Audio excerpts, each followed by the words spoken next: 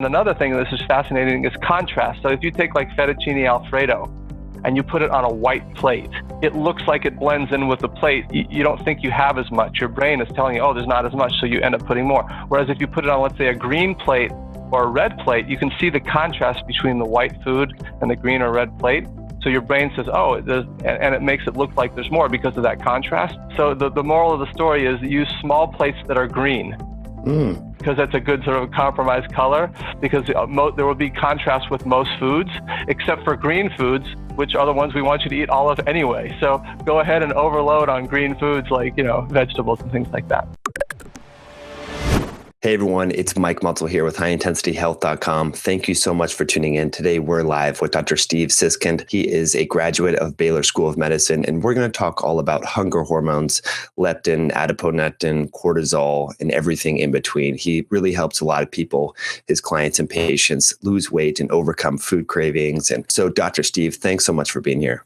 Thank you, Mike, for having me. I'm really excited to be here. Absolutely. My pleasure. So what sort of life experiences got you out of traditional medicine into this integrative functional medicine space? Well, it's interesting you ask. I mean, for me, as a young doctor, when I was in my late 20s, and I was in my residency in surgery, I found oftentimes, and this may sound a little cruel, but I found oftentimes I was getting very frustrated with my patients, and they were getting very frustrated with me. And I'll give you an example. There was one time a lady came into the clinic. It was an orthopedic surgery clinic, and she was short and very heavy. Her knee was hurting her. And so I checked her knee out. It looked fine. I sent her for x-rays. The x-rays looked fine. She came back to the clinic, and I said, listen, your knee, you have a little bit of mild arthritis in your knee, but otherwise, your biggest issue is you're overweight, and that's what's causing your knee pain, right? And I said, I can give you some ibuprofen to help you with with swelling and the pain a little bit. And she basically stopped and looked at me with a very sort of mean look and said, I sat in this clinic all day long. For 4 hours, I waited to see you. And then I went to the x-rays and I waited another 2 hours. And that's all you've got to tell me, doc, with a very mean sort of tone. And you could probably imagine at that point what I wanted to say back to her, which I never did say. But I think I'm telling this story because it's indicative of sort of the state of medicine. This was 20 years ago, but it hasn't changed much. And what I didn't realize then that I realized now, or took me some time to learn, was that I didn't have the tools to help that lady to thrive and to succeed in her life and her health. She certainly didn't have the knowledge. And the simple prescription of here, take some ibuprofen and lose weight is, I think, just a standard practice that's going on in the medical world now. And it doesn't help anybody.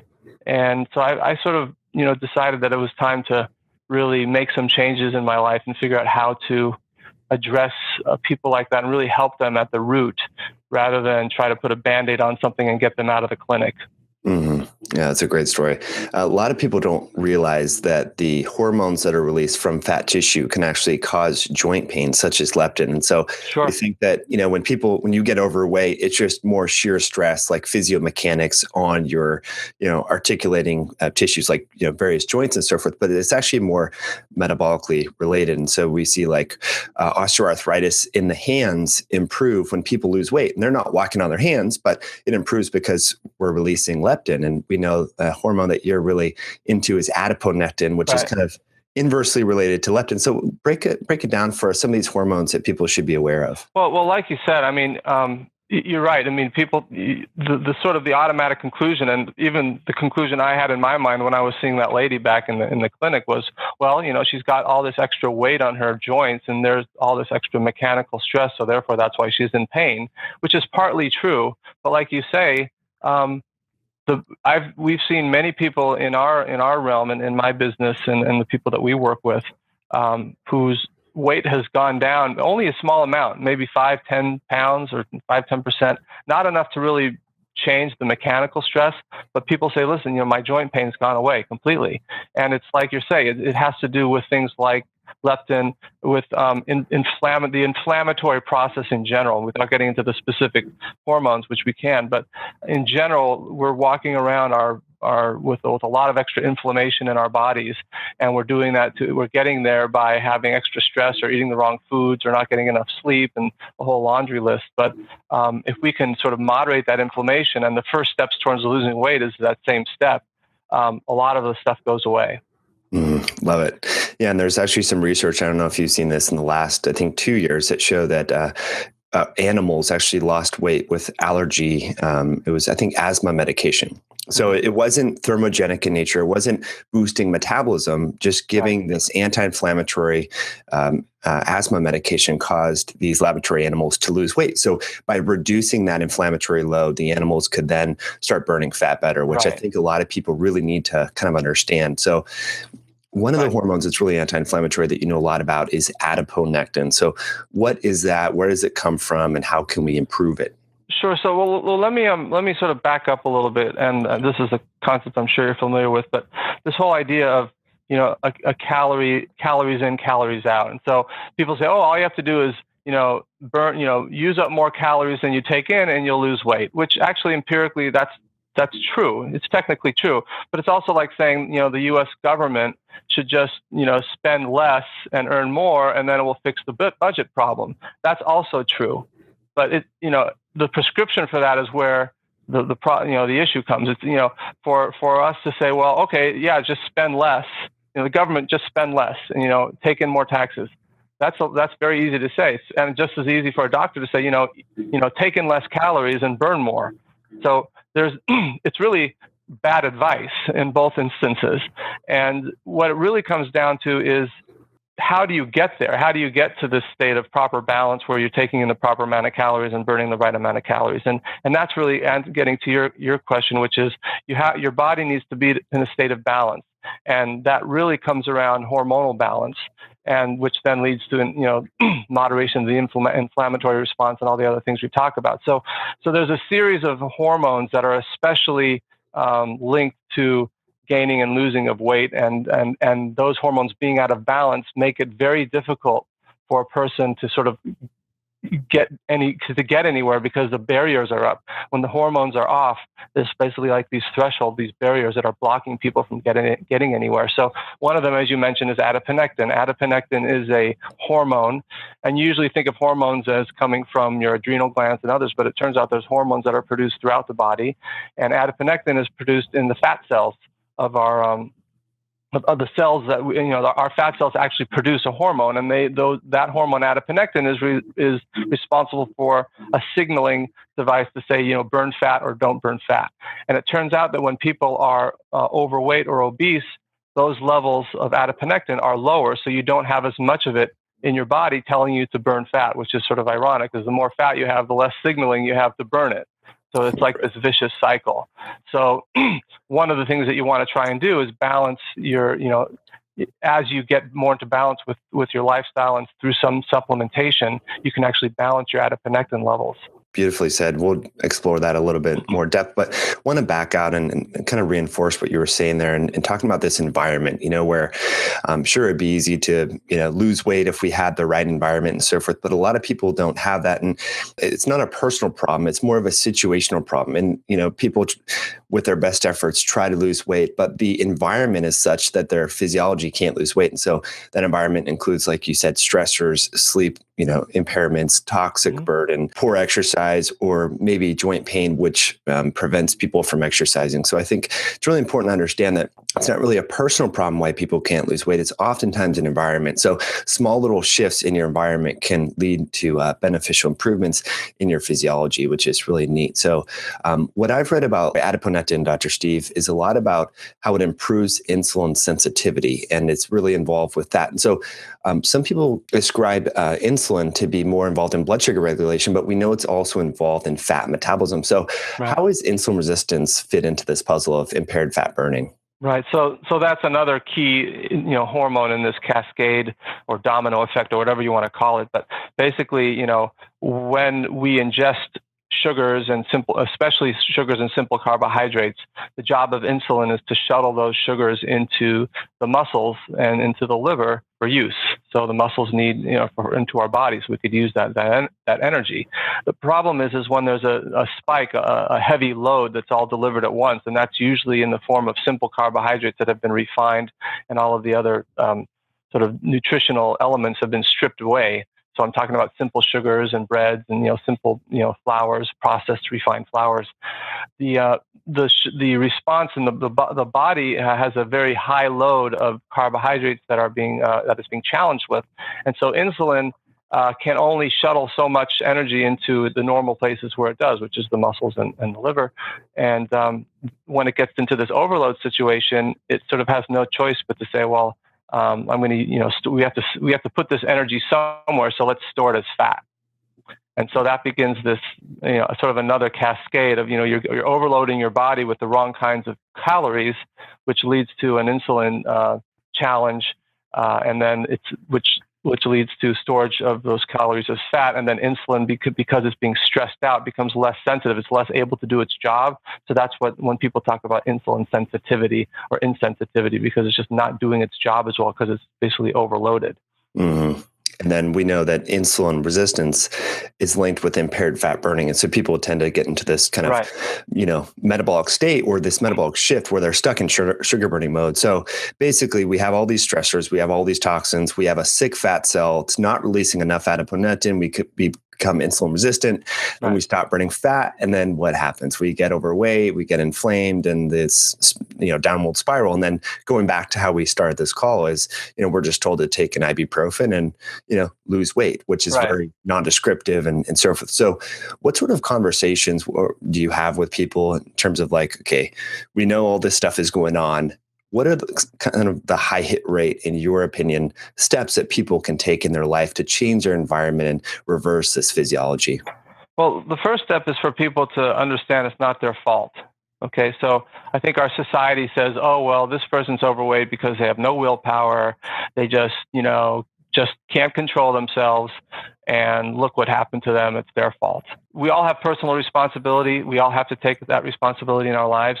But it's not a fair statement, because there's so much other stuff going on around us, and influences and information that we're taking in that's influencing our behaviors, that I think the first step is to say, listen, this is all not your fault. And let's try and talk about some things that are actually a lot easier than you might imagine to start doing to get your body back into a state of balance.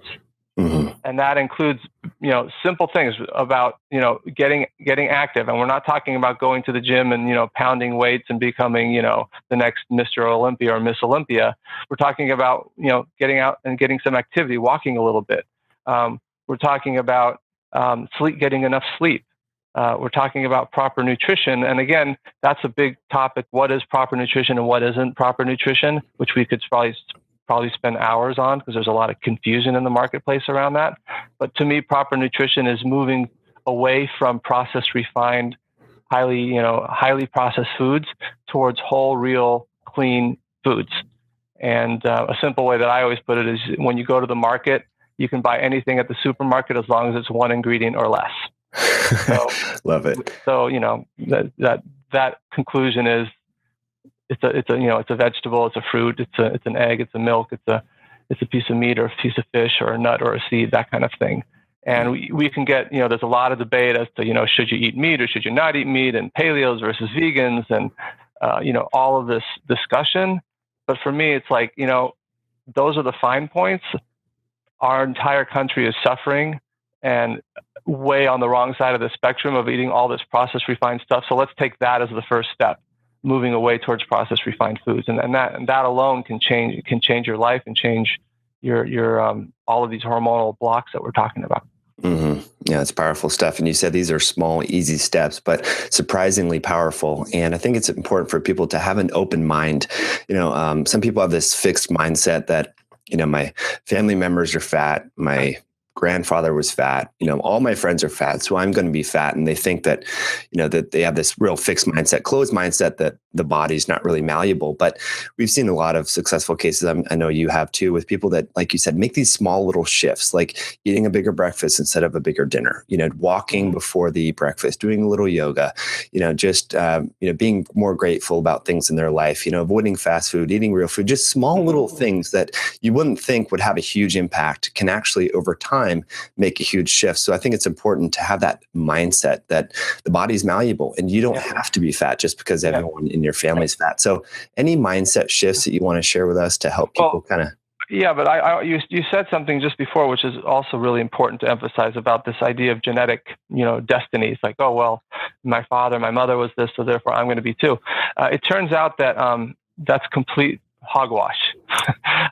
There are some genes that determine obesity, but it turns out, and the emerging research is, and this, Mike, is the term called epigenetics. So genetics is what your genes are. This is my genetic code, and you really can't change it. This is your code. This is what you got from your mother and your father. Epigenetics is how the environment affects the expression of your genetic code. So what that means is just because you have a gene doesn't mean it's turned on, or just because you have a gene doesn't mean it's turned off. And what you do with these lifestyle factors, like we've been mentioning, nutrition, sleep, activity, that can actually affect how you express your genes. So it's a fascinating concept that you can actually control the expression of your genes by how you behave. It's also a little bit daunting because that person who says, oh, well, I'm going to be fat because my parents were fat and therefore what's the use? They no longer have an excuse. They have to come off the hook now. They have a responsibility because they don't, that argument doesn't hold. Yeah. So it's powerful stuff. Right. So then you ask the question of what are some of these behavioral changes? And one of the things that we work with people on is we say getting to your why. Okay. So if let's say you're overweight, Mike, and I tell you, Mike, you're overweight and you really got to lose weight because, you're going to have a heart attack or you're not going to look good or your brain's not going to work well or whatever. I can come up with a million reasons why. You could get cancer, diabetes, Alzheimer's, Parkinson's, whatever, all these associations with obesity. You'll just basically tell me, leave me alone. I don't want to hear your, go bother somebody else, right? Because you don't want to hear somebody lecture you, no matter how it's the same reason like a smoker. You tell them not to smoke. They already know this. They know they shouldn't be smoking, but they do it anyway. So what we work with is how do you get to a why? So like, what is it about you? Like if I asked you, Mike, personally, like, is there any reason that you might think about wanting to change for you personally? Do you have a reason? Is it because you have young children, or maybe you're an older parent, or you want to be around for whatever that is? You want to look good.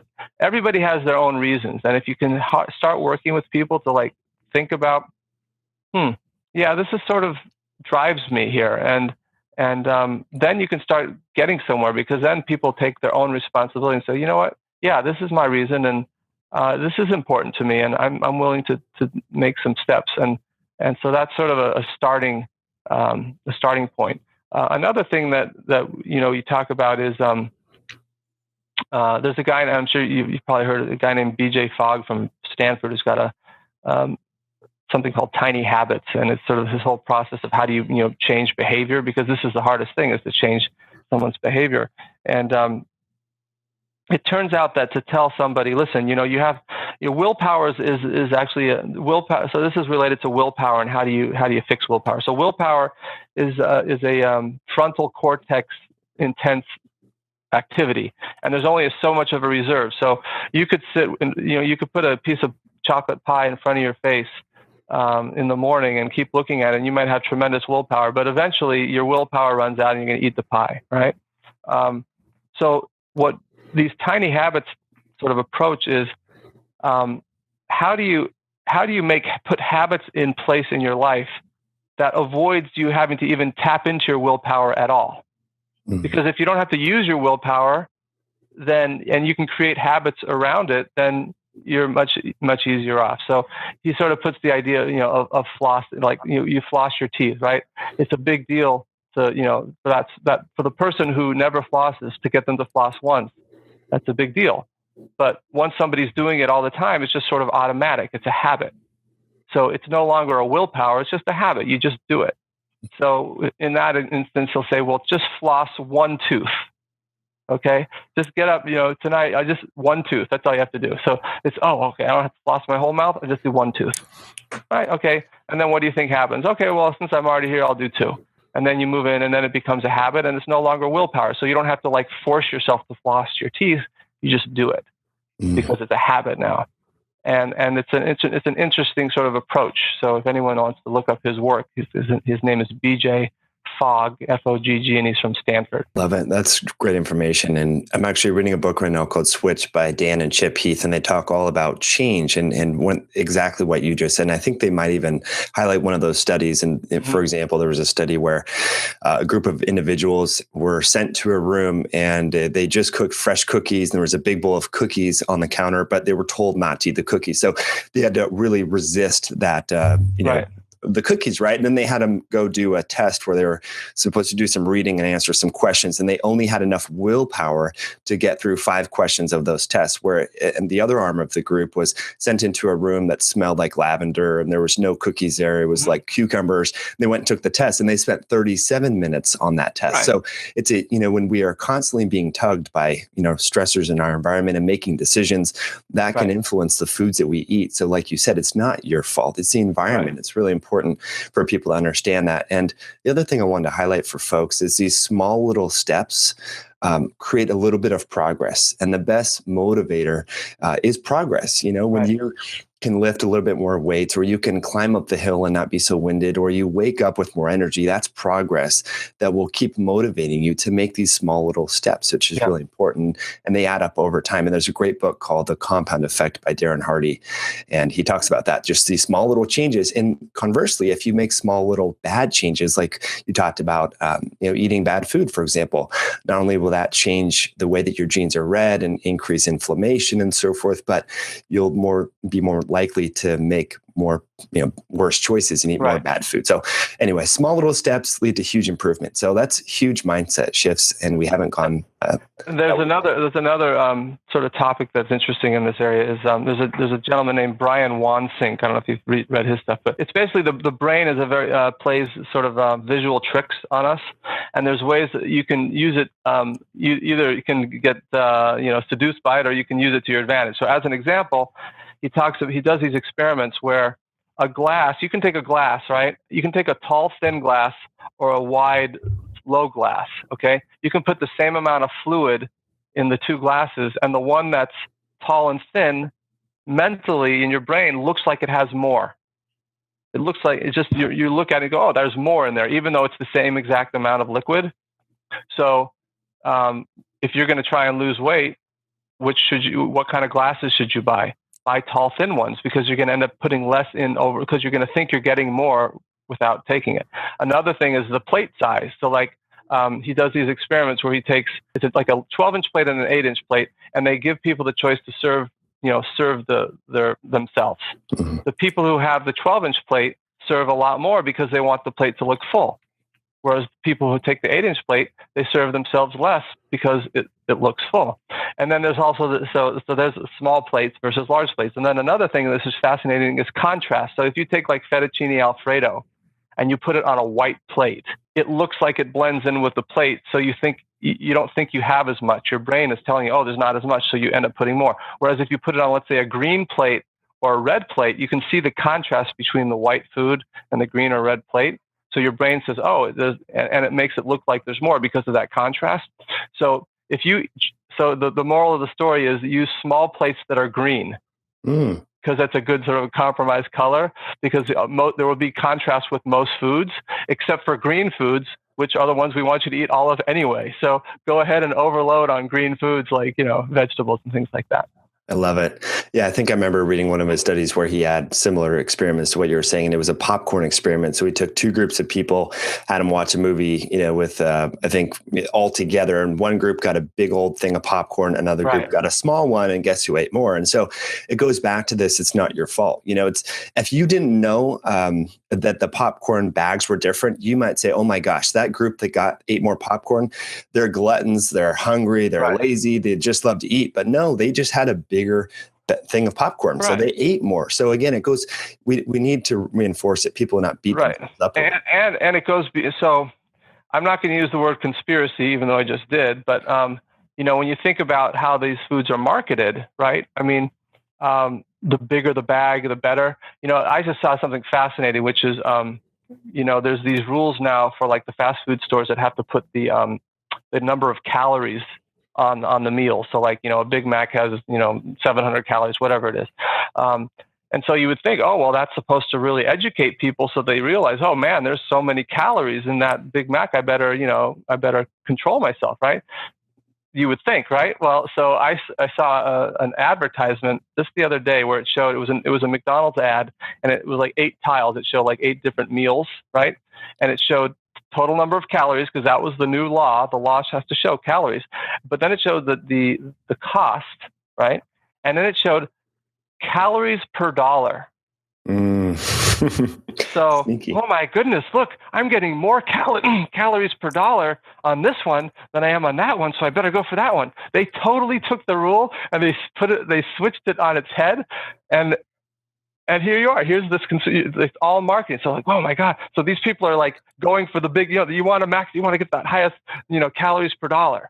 It's no longer about how many calories are in it, right? Isn't that crazy? Oh my goodness. I can't believe that's even, that it's just manipulation. I mean, as a business owner, Dr. Steve, how could you possibly feel good if you were doing that to people, knowing that you're really manipulating? It's just not good business practice. But it sells, and that's what's, the industry is based on. It's maximizing profit and maximizing, it's calorie delivery. How do we get as many calories as cheaply as possible into people's hands? Because, that makes the most money. Mm-hmm. And unfortunately, it results in very poor health for our country. We have the largest, we're the fattest country, I think, in the world or something, and we're spreading our habits to the rest of the world. And the level of disease is spreading, diabetes and all of the other chronic diseases related to obesity. And it's not by coincidence. It's happening. It's happening as a result of these food industry forces and other, sort of misinformations that are going out. Beautifully said. So for those of you that are listening, and if you know someone that falls for that, remind them that they can turn on bad genes when they eat bad food and actually create stress in their body. And I know that's another area that you like to talk about. So we know, Dr. Steve, when we're stressed, we tend to have these poor food choices, high calorie, high sugar. So talk to us about the stress hormones and ways we can minimize them. So I think that, that's the next sort of like the big trifecta. We talk about, insulin, the fat hormones, the adiponectin and leptin, and then maybe at the top of the pyramid is the stress, the stress hormone. So most folks have heard of something called cortisol, which is a hormone that's produced in your adrenal glands, which lie right on top of your kidneys.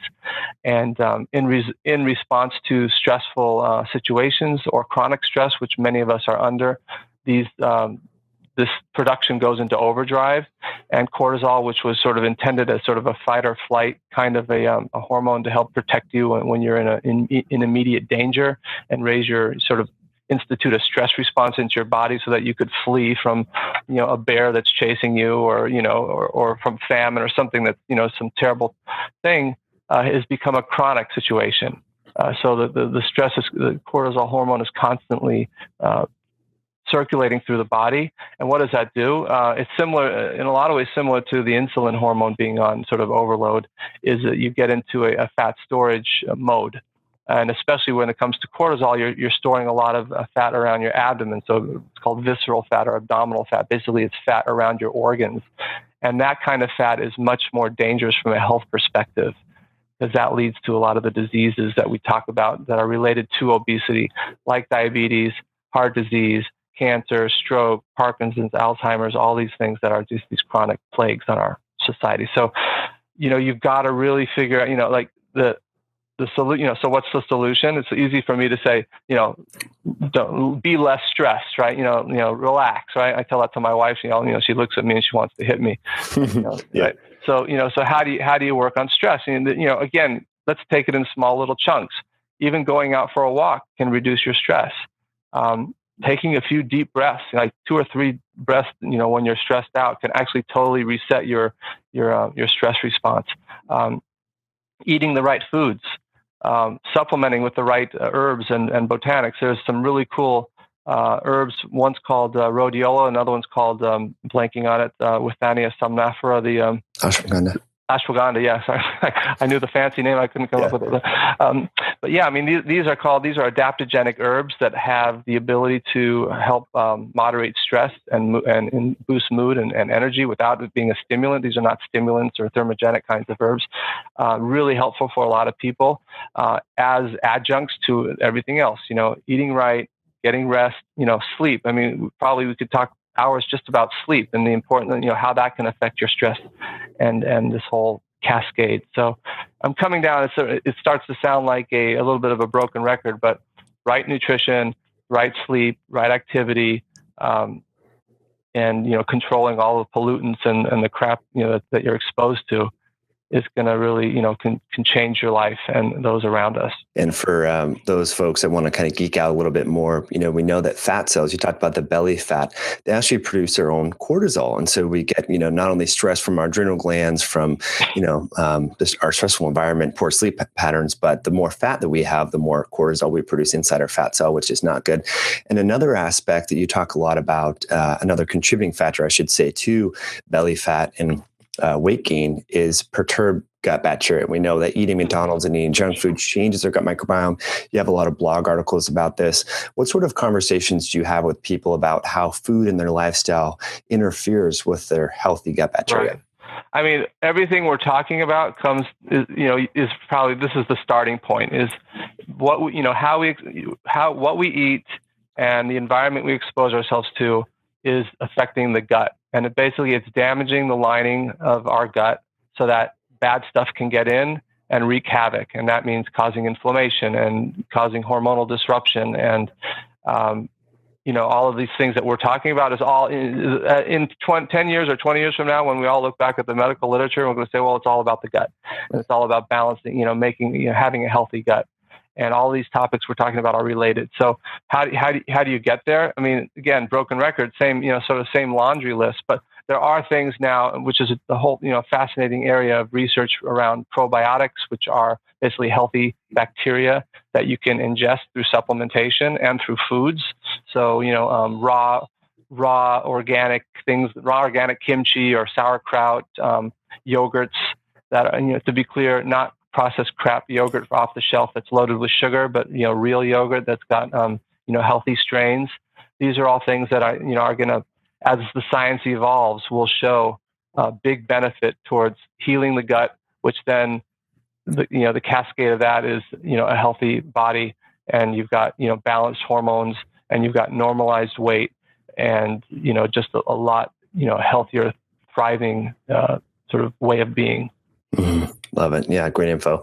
And people sometimes ask me, like, Mike, what's the mechanism? How does that work? And just in brief, if we kind of want to switch gears a little bit, it's that proximity, that those 100 trillion bugs that are separated from our environment, our internal sterile environment, by one single cell, that mm-hmm. proximity. And if we break that barrier, we create this inflammation, which turns on this vicious cycle of increased fat cell size and so forth. So people often ask about that. Right. And also some of the foods, depending on the foods that you eat, like let's say you're eating, the processed refined sugars or flours, there are certain bacteria that are in that 100 trillion gut that thrive more on that than others. And those can cause problems. So you're talking about yeast and things that, if you're putting the wrong food into your body that's feeding the wrong bacteria that can then take over and cause health problems, basically.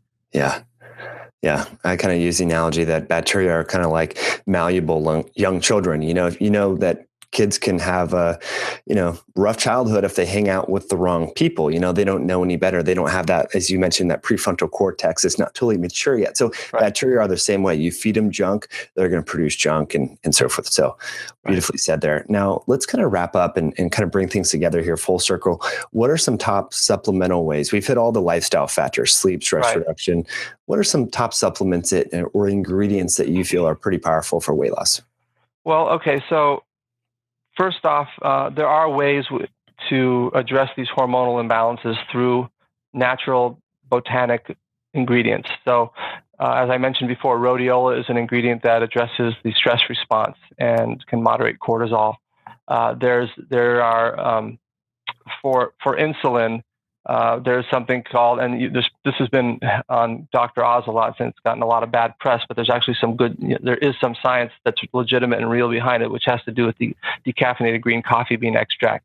As long as you're getting it from the right sources that have the science was done on those exact versions and extracted in the same ways. There's actually some really interesting science showing how the chlorogenic acids in these raw, unprocessed beans can moderate the glucose metabolism and help support insulin sensitivity. There are some Ayurvedic herbs from India that are involved with adiponectin and ghrelin metabolism, so they can actually boost your adiponectin levels to get you back more into a fat burning mode. Ghrelin is the hormone we didn't mention, but is produced in the stomach, and when the stomach is empty, therefore you're hungry, it's released, telling your body, I'm hungry, please feed me, and that can also go out of whack. And so these same herbs, these Ayurvedic herbs, can moderate the ghrelin in your body, reduce it. So those are some herbs. From a general standpoint, again, back to the topic of inflammation, which I think is sort of the root of all these issues. You start with your unhealthy gut, which leads to inflammation, which leads to all this imbalance. Omega-3 fatty acids are well known to reduce the inflammatory response in the body. It's important to take the proper dosage. I'm a proponent of taking 2 to 3 grams of omega-3s a day, which if you look at the science shows, that's where you're getting the proper benefits. So you have to be careful if you're going to buy an omega-3 product. Most of them don't have anywhere near that dosage, so you have to, be careful what you're buying. That would be sort of my top my top 10 or top 5 or whatever I just listed. Yeah, I love it. Yeah, and I've heard some research too on the omega-3 fats that they increase adiponectin. Mm-hmm. It can be a nice nutritional way. There's a couple of different studies, but like you said, the dosing was a lot higher. I think it was around 2 grams per day of EPA DHA. Right. Fantastic. So we have some final questions here, and we'll talk about a quiz that you can offer. But Dr. Steve, anything about stress and weight loss resistance and things of that sort that we didn't touch on that you would like to expand upon? Off the top of my head, I mean, the main thing to me is it's not your fault, and all this willpower crap is, just sort of throw it in the garbage and start learning the truth about, how your body works and how it reacts to the environment and the information that you're getting, and that's where you start, and you get to your why. Why do I want to do this for myself? What's my reason? Why am I willing? Why do I want to make a change here for either my personal health or for the health of people around me, or to be able to see my grandkids? Like for me personally, I'm 51 and I got married later. I got married at 40, and I have 4 young kids now. And so I always do my own math. It's like by the time my kids, graduate from college, I'm going to be in my 70s, right? And if I do, if I can try to be healthful today for the next 10 or 15 or 20 years, I'll be able to be strong and vibrant for them when I'm in my 70s and they're just starting their lives. And that's my own personal why, and I try to live by that. But everybody has their own reason, and that's you've got to get down to sort of those basics of why you want to do this, because otherwise we'll all just get fatter and fatter and sicker, and nothing's going to change. Mm-hmm. Gosh, love that. And Dr. Steve, well, you look fantastic, by the way. I didn't know you're 51. Thanks. But additionally, Tony Robbins has talked about this a lot. If we make our goal bigger than ourselves, like if your goal was just, I want to be healthy so that I can make more money or something like that, right. You may not make all these little small steps, but the goal is much bigger than you. It's much more powerful than just making money. You want to be there for your grandchildren. So you're going to really be committed to that. And so I think that's important for people to link their goal with something much larger than them or something non-monetary so that they can really hit it and constantly have it in the back of their mind. So that's fantastic. The next question here, Dr. Steve, is what's your morning routine? We know the morning time is a great time to kind of reflect, be grateful, do some stress reduction techniques. So what does your ideal morning look like? Ideal versus actual. Which one are you asking? Well, actual is I have 4 young kids, as I said, and they all have to get off to school, and it's sort of mayhem here in the morning. Yeah. Okay, so the flip side of that is I work from my home, which is a nice benefit. And so once that's all sort of settled down, I do have some time to do a little bit before I get to work, because my partners are on the West Coast and I'm on the East Coast, so I have a little bit of a time lag. So I try to get a little bit of activity in, and since I'm very strapped for time, I do like floor exercises, 10, 15 minutes, basically core strengthening stuff, squats, push-ups,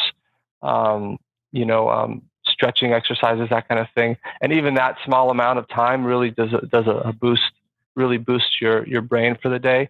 I try to, oftentimes I'll take a smoothie in the morning, which is a nice combination of, I'll put in like seeds, like flax seeds and chia seeds, grind them up, put in some coconut milk and some berries. And then I use a protein powder that our company makes. It's called Real Meal. I put that in. And it's really a nice way it's a good protein, clean protein source. And the seeds give extra protein and fiber. And it's just a nice way to start the day from a nutritional standpoint for me. And I like to say, so that's sort of the reality. Optimally, a little meditation would be nice. I don't ever get to that. Deep breathing, maybe some music therapy, listening to some music. These are all things that can lower your stress. I think to answer your question, the most important thing is what do I do the night before, which is how early do I get to bed?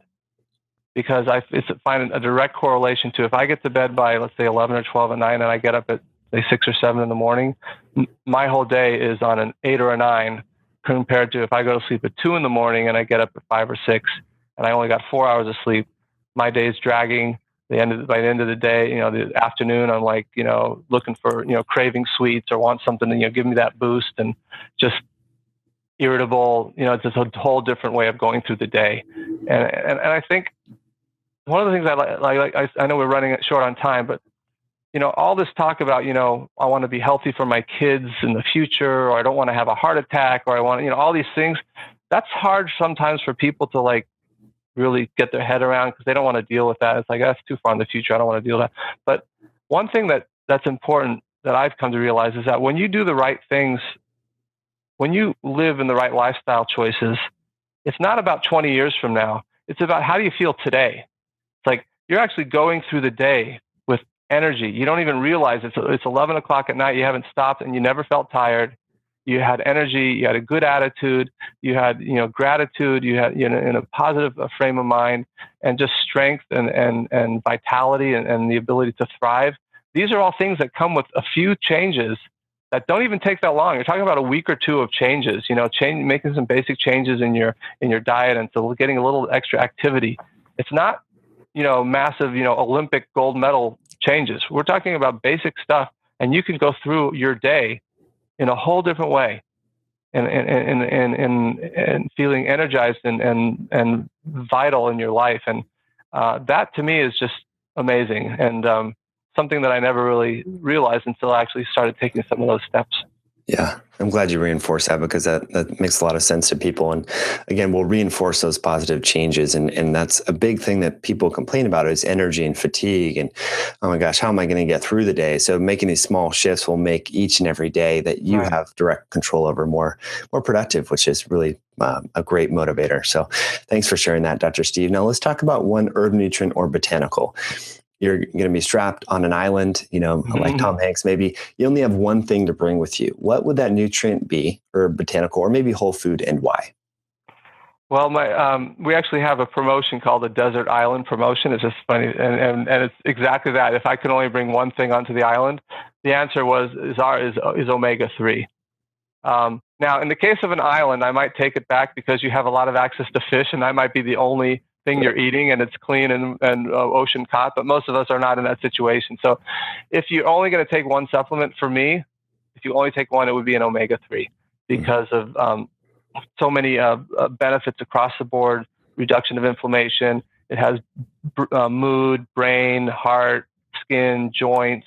And the other supplements are important, but you can get what you need from eating food for the most part.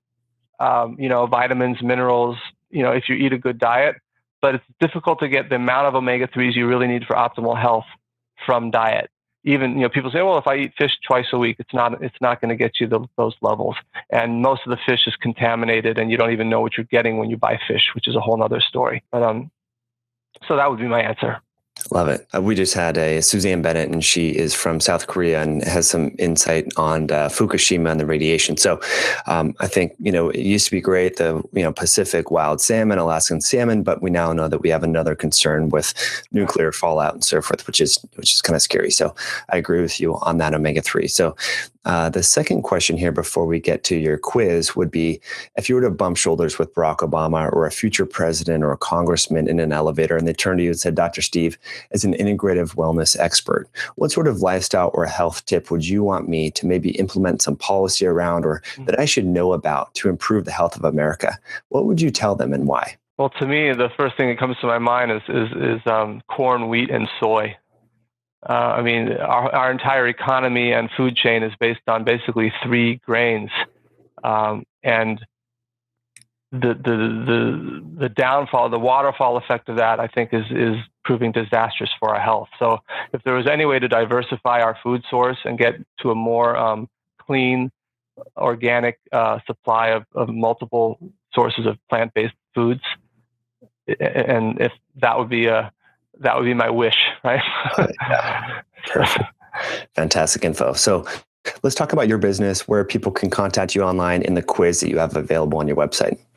Sure. So my business is called Real Dose Nutrition, and we have a website called realdosenutrition.com. It's REALDOSE nutrition.com, all one word. And the quiz you're mentioning is we have something called a weight loss type quiz, which you'll see. It's actually not on our website itself, but if you went onto Google and typed in weight loss type, you'd probably find it.